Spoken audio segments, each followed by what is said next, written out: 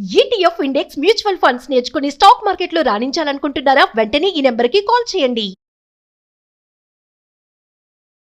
సాధారణంగా మన భారతదేశంలో అవినీతి అంటే చాలా మామూలు విషయంలో చూసి చూడనట్టు వదిలేస్తాం. అందులోనూ ఇండియాలో అవినీతి చేస్తే శిక్ష పడేది అంతంత మాత్రమేనని అందరికీ తెలిసిందే. మరి ఇదే సిస్టమ్ అమెరికాలో కూడా వర్తిస్తుంది అనుకున్నారో, లేక అవినీతి చేయడం తన జన్మ హక్కుగా భావించారో ఏమో, ఏకంగా అగ్రరాజ్యం అమెరికాలోనే భారీ స్కామ్ చేశారు. ఈ స్కామ్ ఇద్దరు భారతీయులు కలిసి చేయడంతో ఒక్కసారిగా అమెరికన్లు షాక్ కి గురయ్యారు. అసలు ఎవరి అవినీతికి పాల్పడింది, ఏ రంగంలో అవినీతి చేశారు, దీనికి ఎవరెవరు సహకరించారు, వారిని అమెరికా న్యాయస్థానం ఎలా శిక్షించిందో తెలుసుకుందాం.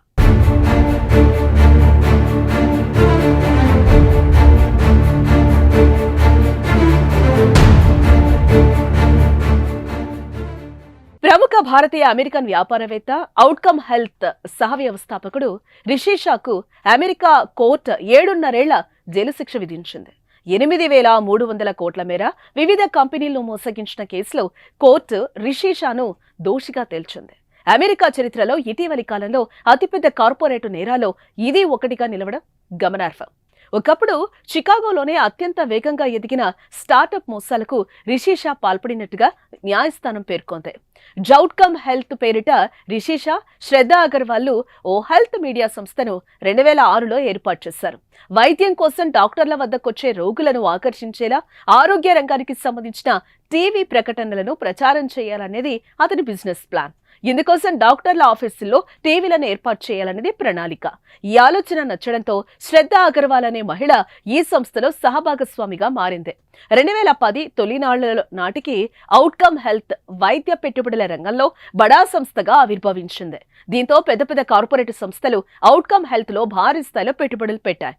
దీంతో చికాగోలో రిషి షా ఓ దిగ్గజంగా ఎదిగిపోయాడు.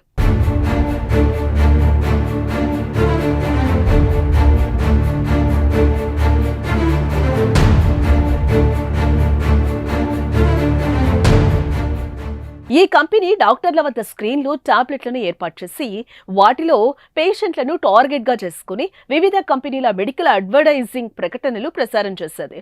ఈ సృజనాత్మక ఆలోచనకు అమెరికాలో మంచి స్పందన వచ్చింది.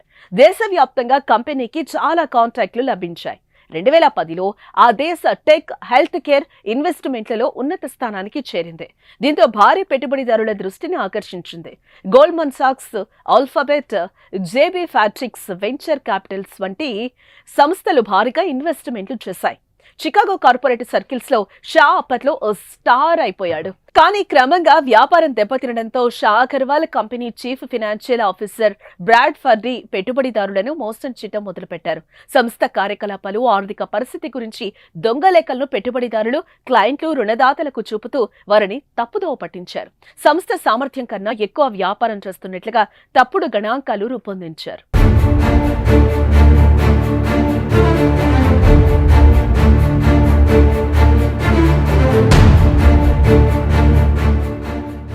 అందుకు అనుగుణంగా వ్యాపారాన్ని విస్తరించాల్సి ఉందంటూ ఫార్మా దిగ్గజ సంస్థ నోవో నోర్డిస్క్ ఏఎస్తో పాటు ఇతర సంస్థల నుంచి భారీగా పెట్టుబడులు సమీకరించారు. ఇలా పొందిన డబ్బుతో షా విలాసాలకు అలవాటు పడ్డాడు. ప్రైవేట్ జెట్ విమానాలు, పడవల్లో విదేశీ టూర్లకు వెళ్లటం, $10 లక్షలతో ఇల్లు కొనుక్కోవడం వంటివి చేశాడు. ఈ తప్పుడు లెక్కల ఆధారంగా 2016లో అతని నికర ఆస్తుల విలువ $4 బిలియన్ చేరుకుంది. అయితే కంపెనీ డెలివరీ చేయగలిగే స్థాయి కంటే ఎక్కువగా వాణిజ్య ప్రకటనల ఇన్వెంటరీ విక్రయిస్తున్నట్లుగా తేలింది. ఫార్మా జెయింట్ నోవో నార్డిస్క్ మరికొన్ని కంపెనీలు ఈ అంశాన్ని గుర్తించాయి. మరోవైపు షా విలాసవంతమైన జీవనశైలి ఇన్వెస్టర్లలో అనుమానాలను పెంచింది. అతడు $10 మిలియన్ వెచ్చించి ఇల్లు కొనుగోలు చేశాడు. కానీ 2017లో షా మోసాలను మీడియా బయటపెట్టడంతో అతని పతనం ప్రారంభమైంది.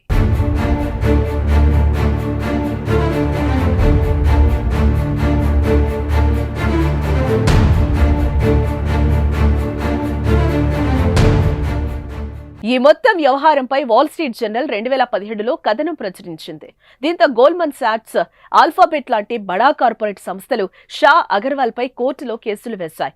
$487.5 మిలియన్ ఫండ్ రైజింగ్ ద్వారా వారిద్దరూ $225 మిలియన్ డివిడెండ్ పొందారని, కానీ సంస్థ మాత్రం తీవ్ర నష్టాలు మూటగట్టుకుందని పేర్కొన్నాయి. దీనిపై సుదీర్ఘ విచారణ అనంతరం మనీ లాండరింగ్ సహా మరికొన్ని అభియోగాల కింద షాను 2023 ఏప్రిల్లో కోర్టు దోషిగా తేల్చింది. షాకు 15 ఏళ్ల జైలు శిక్ష, అగర్వాల్ పడ్డీలకు చెరో 10 ఏళ్లు శిక్ష విధించారని పిటిషనర్లు కోర్టును కోరారు. కానీ కోర్టు మాత్రం అగర్వాల్ కు 3 ఏళ్లు, ఫర్డీకి 2 ఏళ్లు జైలు శిక్ష విధించింది. తాజాగా షాకు 7.5 ఏళ్ల శిక్ష విధిస్తూ తీర్పు చెప్పింది. కోర్టులో తన నేరాన్ని అంగీకరించిన షా అందుకు తాను పశ్చాత్తాపపడుతున్నట్లుగా చెప్పాడు. తప్పుడు పద్ధతులతో పెట్టుబడిదారులను మోసగించినట్లు సిగ్గుపడుతున్నానని పేర్కొన్నాడు. సాధారణంగా మన భారతదేశంలో అవినీతి అంటే చాలా మామూలు విషయంలో చూసి చూడనట్టు వదిలేస్తాం. అందులోనూ ఇండియాలో అవినీతి చేస్తే శిక్ష పడేది అంతంత మాత్రమేనని అందరికీ తెలిసిందే. మరి ఇదే సిస్టమ్ అమెరికాలో కూడా వర్తిస్తుంది అనుకున్నారో, లేక అవినీతి చేయడం తన జన్మ హక్కుగా భావించారో ఏమో. ఏకంగా అగ్రరాజ్యం అమెరికాలోనే భారీ స్కామ్ చేశారు. ఈ స్కామ్ 2 భారతీయులు కలిసి చేయడంతో ఒక్కసారిగా అమెరికన్లు షాక్ కి గురయ్యారు. అసలు ఎవరి అవినీతికి పాల్పడింది, ఏ రంగంలో అవినీతి చేశారు, దీనికి ఎవరెవరు సహకరించారు, వారిని అమెరికా న్యాయస్థానం ఎలా శిక్షించిందో తెలుసుకుందాం.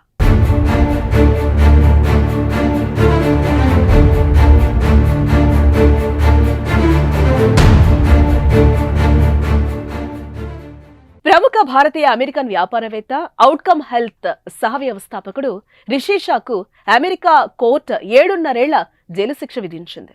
8,300 కోట్ల మేర వివిధ కంపెనీలను మోసగించిన కేసులో కోర్టు రిషి షాను దోషిగా తేల్చింది. అమెరికా చరిత్రలో ఇటీవలి కాలంలో అతిపెద్ద కార్పొరేటు నేరాల్లో ఇది ఒకటిగా నిలవడం గమనార్హం. ఒకప్పుడు చికాగోలోనే అత్యంత వేగంగా ఎదిగిన స్టార్టప్ మోసాలకు రిషి షా పాల్పడినట్టుగా న్యాయస్థానం పేర్కొంది. అవుట్కమ్ హెల్త్ పేరిట రిషి షా, శ్రద్ధా అగర్వాల్ ఓ హెల్త్ మీడియా సంస్థను 2006లో ఏర్పాటు చేశారు. వైద్యం కోసం డాక్టర్ల వద్దకొచ్చే రోగులను ఆకర్షించేలా ఆరోగ్య రంగానికి సంబంధించిన టీవీ ప్రకటనలను ప్రచారం చేయాలనేది అతని బిజినెస్ ప్లాన్. ఇందుకోసం డాక్టర్ల ఆఫీసుల్లో టీవీలను ఏర్పాటు చేయాలనేది ప్రణాళిక. ఈ ఆలోచన నచ్చడంతో శ్రద్ధా అగర్వాల్ అనే మహిళ ఈ సంస్థలో సహభాగస్వామిగా మారింది. 2010 తొలినాళ్ల నాటికి అవుట్కమ్ హెల్త్ వైద్య పెట్టుబడుల రంగంలో బడా సంస్థగా ఆవిర్భవించింది. దీంతో పెద్ద పెద్ద కార్పొరేట్ సంస్థలు అవుట్కమ్ హెల్త్ లో భారీ స్థాయిలో పెట్టుబడులు పెట్టాయి. దీంతో చికాగోలో రిషి షా ఓ దిగ్గజంగా ఎదిగిపోయాడు.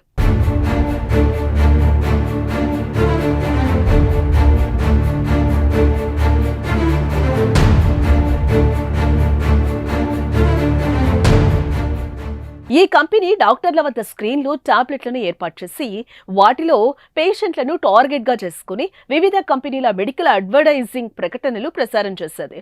ఈ సృజనాత్మక ఆలోచనకు అమెరికాలో మంచి స్పందన వచ్చింది. దేశవ్యాప్తంగా కంపెనీకి చాలా కాంట్రాక్టులు లభించాయి. 2010లో ఆ దేశ టెక్, హెల్త్ కేర్ ఇన్వెస్ట్మెంట్లలో ఉన్నత స్థానానికి చేరింది. దీంతో భారీ పెట్టుబడిదారుల దృష్టిని ఆకర్షించింది. గోల్డ్మన్ సాక్స్, ఆల్ఫాబెట్, జేబీ ఫ్యాట్రిక్స్ వెంచర్ క్యాపిటల్స్ వంటి సంస్థలు భారీగా ఇన్వెస్ట్మెంట్లు చేశాయి. చికాగో కార్పొరేట్ సర్కిల్స్ లో షా అప్పట్లో ఓ స్టార్ అయిపోయాడు. కానీ క్రమంగా వ్యాపారం దెబ్బతినడంతో Shah Agarwal company chief financial officer Brad ఫర్డీ పెట్టుబడిదారులను మోసం చేయడం మొదలుపెట్టారు. సంస్థ కార్యకలాపాలు, ఆర్థిక పరిస్థితి గురించి దొంగ లెక్కలను పెట్టుబడిదారులు, క్లయింట్లు, రుణదాతలకు చూపుతూ వారిని తప్పుదోవ పట్టించారు. సంస్థ సామర్థ్యం కన్నా ఎక్కువ వ్యాపారం చేస్తున్నట్లుగా తప్పుడు గణాంకాలు రూపొందించారు.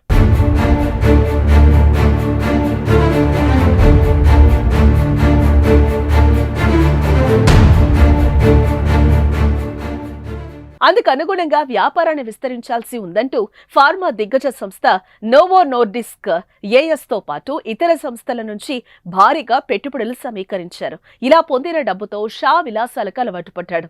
ప్రైవేట్ జెట్ విమానాలు, పడవల్లో విదేశీ టూర్లకు వెళ్లటం, $10 లక్షలతో ఇల్లు కొనుక్కోవడం వంటివి చేశాడు. ఈ తప్పుడు లెక్కల ఆధారంగా 2016లో అతని నికర ఆస్తుల విలువ $4 బిలియన్ చేరుకుంది. అయితే కంపెనీ డెలివరీ చేయగలిగే స్థాయి కంటే ఎక్కువగా వాణిజ్య ప్రకటనల ఇన్వెంటరీ విక్రయిస్తున్నట్లుగా తేలింది. ఫార్మా జెయింట్ నోవో నార్డిస్క్ మరికొన్ని కంపెనీలు ఈ అంశాన్ని గుర్తించాయి. మరోవైపు షా విలాసవంతమైన జీవనశైలి ఇన్వెస్టర్లలో అనుమానాలను పెంచింది. అతడు $10 మిలియన్ వెచ్చించి ఇల్లు కొనుగోలు చేశాడు. కానీ 2017లో షా మోసాలను మీడియా బయటపెట్టడంతో అతని పతనం ప్రారంభమైంది.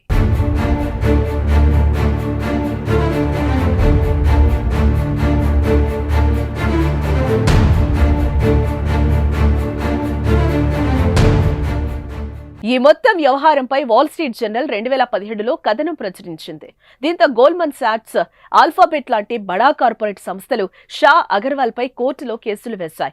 $487.5 మిలియన్ ఫండ్ రైజింగ్ ద్వారా వారిద్దరూ $225 మిలియన్ డివిడెండ్ పొందారని, కానీ సంస్థ మాత్రం తీవ్ర నష్టాలు మూటగట్టుకుందని పేర్కొన్నాయి.